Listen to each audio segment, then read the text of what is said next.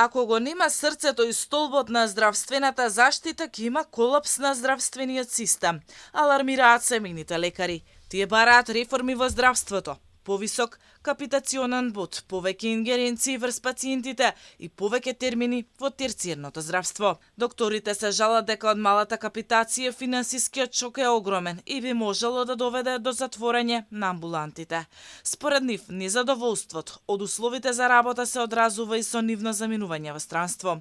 Апелираат до надлежните да размислат кој ќе се грижи тогаш за граѓаните. Треба да ни ги дадат поголемите ингеренции на матичните лекари, да се зголеми капитациониот бод, да се направи еден нов начин на финансирање на матичната служба како би обстоиле во овој тежок период на турбуленција. Ординациите на матичните се полни со млади пациенти со диабет, хипертензија и аритмии.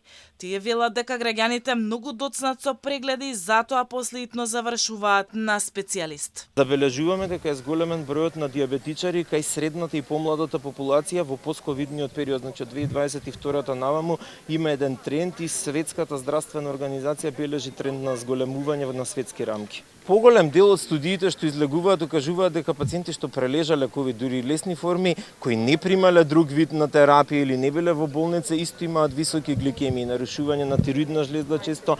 Под мотото Здрава планета, здрави луѓе на Светскиот ден на семејниот лекар во градскиот парк на граѓаните, доктори мереа крвен притисок, холестерол и триглицериди во крвта. Со резултатите граѓаните добиваа и соодветни медицински препораки и совети за тоа на што треба особено да внимаваат со цел да ја подобрат нивната здравствена состојба.